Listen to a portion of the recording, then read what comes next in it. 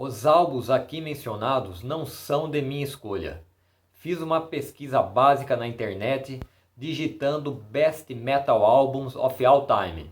Entrei em algumas das opções apresentadas, cujos links encontram-se na descrição deste vídeo, e levantei quais eram os 10 primeiros colocados. Feito isto, adotei um sistema de pontuação. Em primeiro lugar, receberia 10 pontos, em segundo, 9, e assim sucessivamente até o 10º lugar, que receberia 1 ponto. Somei a pontuação e cheguei em um resultado muito satisfatório. Você está no canal Hard Rock Power. Eu sou Daniel Metal e volto em segundos para apresentar o resultado.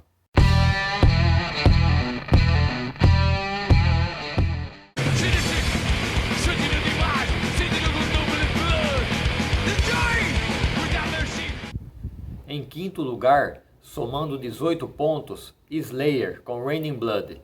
Terceiro álbum de estúdio foi a estreia da banda na gravadora Def Jam Records e também primeiro de uma série de álbuns produzidos por Rick Rubin, conhecido por seus trabalhos na cena hip hop. Aliás, pelo que consta, o Slayer foi a primeira contratação na linha heavy metal da gravadora. A banda foi corajosa, mas o tempo mostrou que a parceria deu mais do que certo.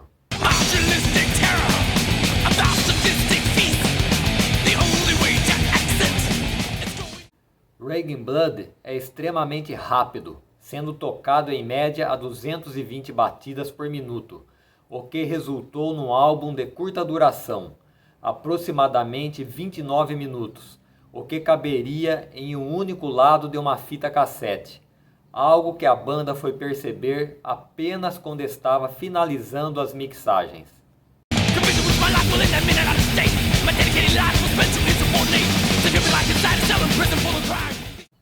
Lançado em outubro de 1986, teve seu lançamento atrasado devido à letra de Angel of Death, que faz referência às experiências do médico nazista Josef Mengele no campo de concentração de Auschwitz.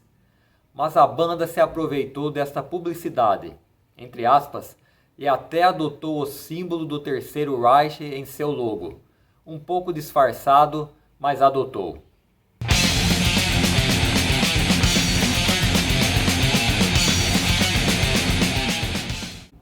Aclamado não só pela imprensa especializada, Raining Blood levou Slayer a um novo patamar, sendo o primeiro álbum a entrar nas paradas da Billboard 200, estreando em 127º lugar, alcançando posteriormente a posição de número 94.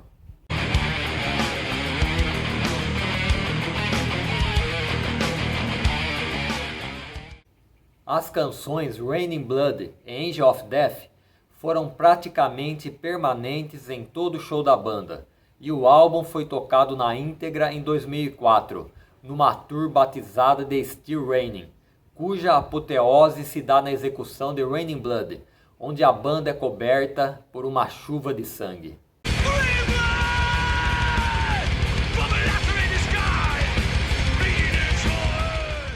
Canções já fizeram parte de jogos de videogames e até apareceram em um episódio do desenho South Park. É praticamente consenso que Raining Blood é o grande clássico do Slayer. Mas vejam que interessante, na edição número 47, ano 4, da revista Metal, em matéria quando a banda estava lançando South of Heaven, foi publicada uma declaração do guitarrista Jeff Hanneman acerca de Raining Blood, no mínimo curiosa, que deixo para vocês lerem.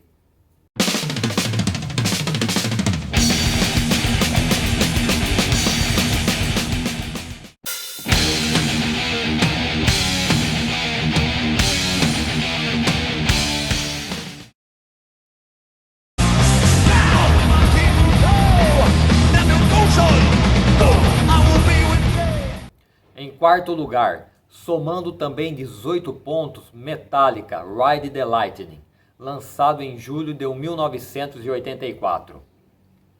Apesar de ter empatado com o Slayer pelo número de pontos, adotei como critério de desempate a popularidade. Enquanto o álbum do Slayer soou para conseguir ouro no mercado norte-americano, equivalente a 500 mil cópias, Ride the Lightning chegou à platina sextupla, que refere-se a 6 milhões de cópias vendidas. Acho que foi um critério justo de desempate. Apesar do burburinho que a banda estava causando com Kill 'Em All, as vendas mal davam para cobrir os custos que os empresários estavam tendo com a banda. Uma das frases que os membros do Metallica mais ouviam eram "o poço secou", chegando até a colocá-la nos agradecimentos do encarte entre os nomes dos empresários.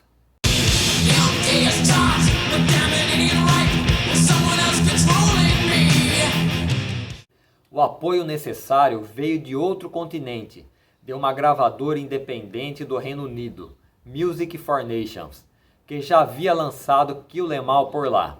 E a banda, em 1984, se mandou para a Europa para alguns shows. De início, abriram para o Venom. Depois estava planejado shows com o The Rhodes e Exciter, que tiveram que ser cancelados devido à baixa venda de ingressos. O jeito foi ir para a Dinamarca para começar as gravações do segundo álbum, Ride the Lightning.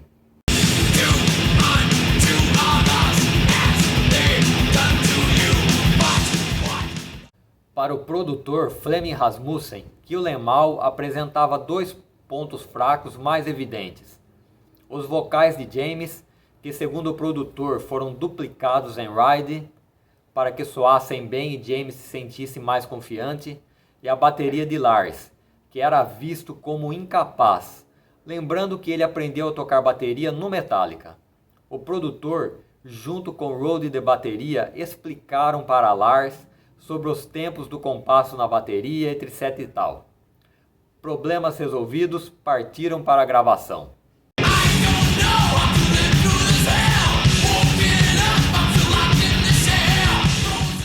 Mas houve ainda um outro contratempo. James se sentia perdido sem seu Marshall modificado, que havia sido roubado, e começaram a levar todos os amplificadores Marshall que encontraram na Dinamarca ao estúdio até que encontrassem um que James gostasse. E os trabalhos começaram.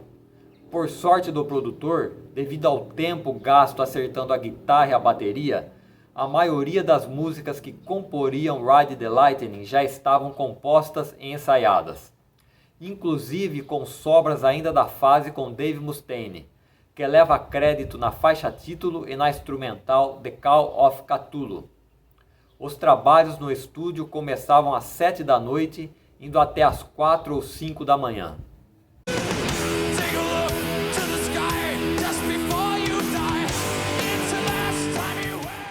O resultado final, como a maioria deve saber, foi que a banda começava a se distanciar do thrash speed metal mais visceral apresentado no álbum de estreia. O que, sejamos honestos, uma vez que Lars se aprimorava como baterista, além de ser admirador do metal britânico, era de se esperar que bandas mais tradicionais exerceriam sim influência mais acentuada, tornando o Metallica mais melódico, além dos demais integrantes, que também evoluíam como músicos.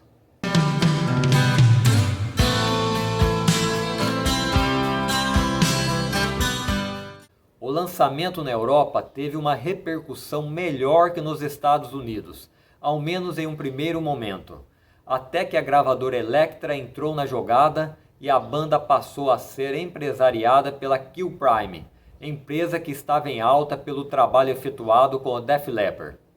E as coisas começaram a acontecer de fato para o Metallica, que dá início, de uma vez por todas, à sua dominação mundial.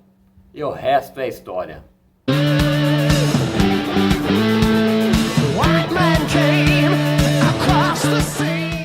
Em terceiro lugar, somando 27 pontos, The Number of the Beast, Iron Maiden.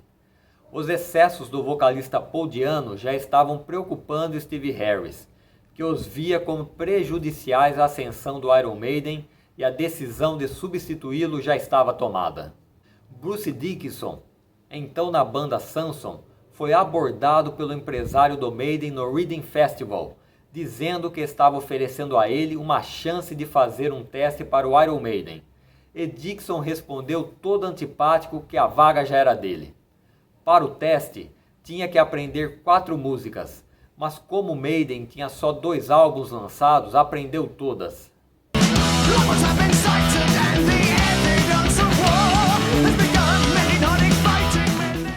Segundo álbum a ser produzido por Martin Birch, que durante o processo teve seu veículo abalroado por um micro-ônibus cheio de freiras e o concerto ficou em 666,66 libras, o que gerou diversas histórias de maldições e espíritos malignos. The Number começou bem. O prazo para a entrega do álbum estava apertado e Steve Harris não gostou de algumas mixagens. Bateu o pé e pediu mais tempo para o produtor. E assim foi feito.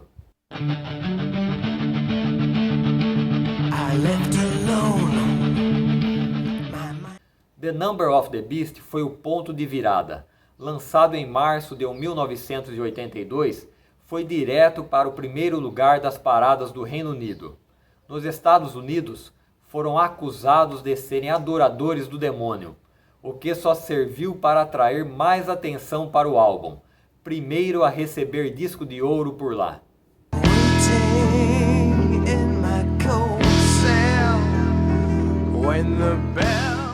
A turnê de divulgação teve 180 shows, passando por 18 países em 10 meses.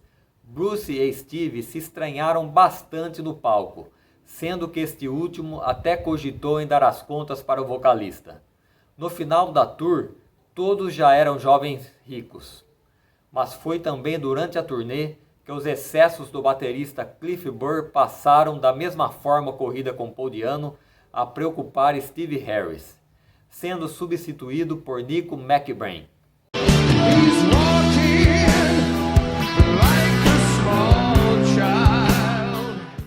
Não foi o álbum preferido de Steve Harris, que achava que poderia ter ficado melhor. A canção The Number of the Beast, dizem, foi inspirada no filme A Profecia 2.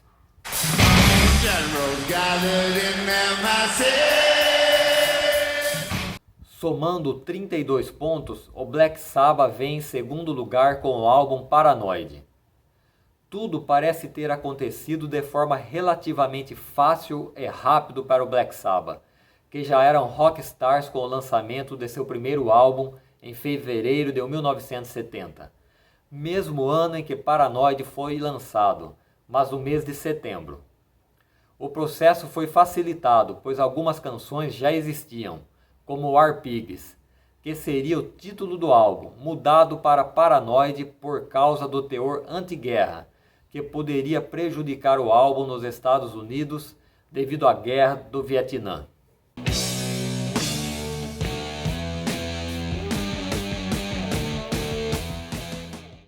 Última faixa a ser gravada, Paranoid foi feita meia que na brincadeira, e a banda ficou surpresa quando o produtor resolveu gravá-la, achando-a excelente.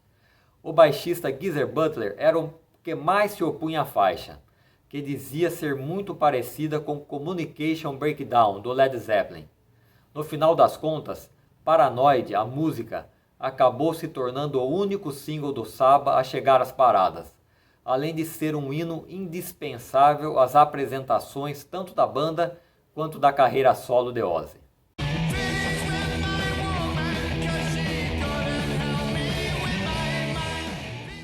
Mesmo sendo ignorados pela imprensa, Paranoid chegou ao topo das paradas britânicas e se tornou o primeiro a entrar no top 20 dos Estados Unidos, onde o álbum foi lançado no início do ano seguinte.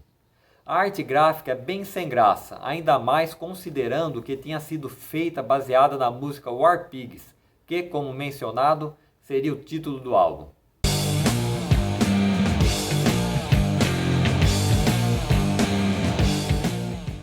Paranoid é meu álbum favorito com Ozzy, só não gosto de Planet Caravan, e nem entendia por que esta faixa estava no álbum, mas Tony Iommi disse que seria bom colocá-la, pois faria as faixas pesadas parecerem ainda mais pesadas.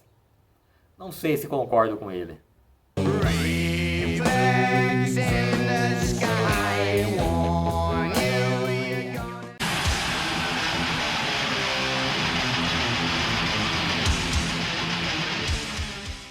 Em primeiro lugar, com 41 pontos, Metallica com Master of Puppets. Querei me abster de qualquer comentário, pois há um vídeo aqui no canal exclusivo sobre este clássico, que deixo o link na descrição. Não deixe de conferir, vale muito a pena.